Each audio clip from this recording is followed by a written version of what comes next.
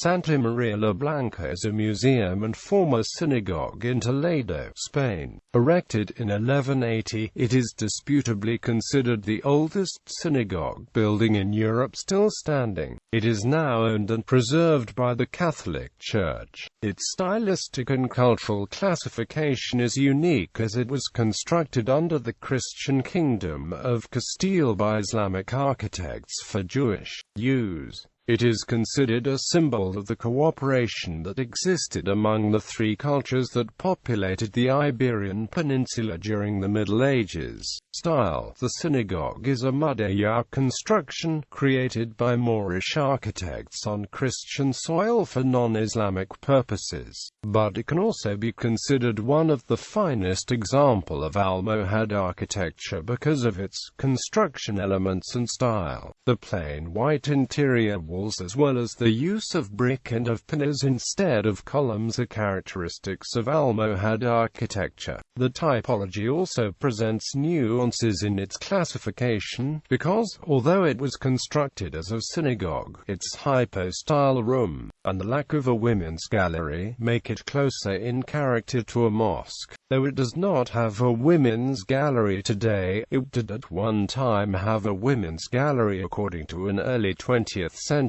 architect. It became a church in 1405 or 1411, but no major reforms were done for the change. It took then the name of Santa María la Blanca, and today it is known by this name. Location: the synagogue at Santa María la Blanca is located on the outskirts of Toledo, situated between the Church of San Juan de los Reyes and the Synagogue of El Tránsito. Other well-preserved pre-expulsion synagogues can be found in Hijab, Córdoba and Tomar. Design: Santa María la Blanca was a wholly unusual synagogue, in both plan and elevation. The floor plan of the synagogue is an irregular quadrilateral divided into 5 aisles, with the central nave aisle slightly larger than the remaining 4.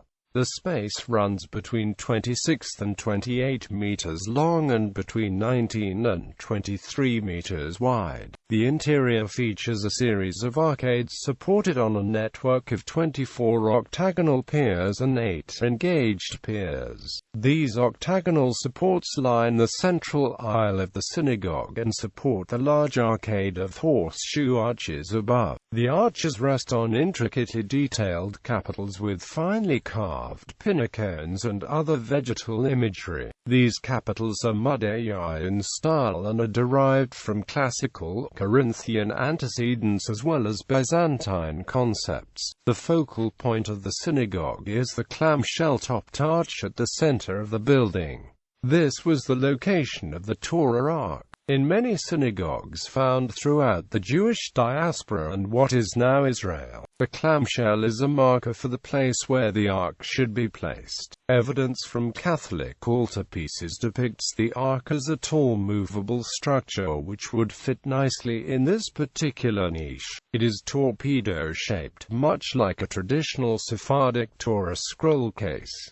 The building is surrounded by a courtyard. This courtyard served as a place for the people to congregate before and after prayer services and also held the different communal institutions. The rabbi's residence, a ritual bath, a study hall, and the other things which communities invest in were all built in this courtyard to give the Jewish community a central place to take care of the spiritual needs. Stylistic origins: the exact origins and original specifications of the synagogue prove difficult to place. Evidence points toward a construction date sometime in the late 12th century or early 13th century. One commonly accepted opinion is that the temple was erected sometime around 1205, as documents from the time mention a new, great synagogue located in Toledo, Another theory arises from a wooden tablet found in the area that describes a new structure, saying its ruins were raised up in the year 4940. This date is not irrational, as the structure's style is closer to that of Moroccan monuments of the 12th century such as Tintamarre and Koutabia. If this inscription indeed refers to Santa Maria la Blanca, then the synagogue may in fact be a refabrication of an existing building or a new building located on the same plot as a demolished one. Whether the synagogue's layout might have been lifted from a pre-existing mosque located on the same site is still unclear and purely hypothetical. Patron. It is also somewhat unclear who might be the patron of the original synagogue, although evidence does prefer to identify Joseph ben Meir ben Shoshan, or Yusuf ben Suxan, as the original patron. Joseph was the son of a finance minister to King Alfonso VIII of Castile, who, upon his death in 1205, recorded having built a synagogue. Some theories suggest Joseph rebuilt the temple after an uprising against Jews in Toledo. This reasoning may be the cause for the building's irregular floor plan and again points to a late 12th century construction. Other historians, such as L. Torres Balbas,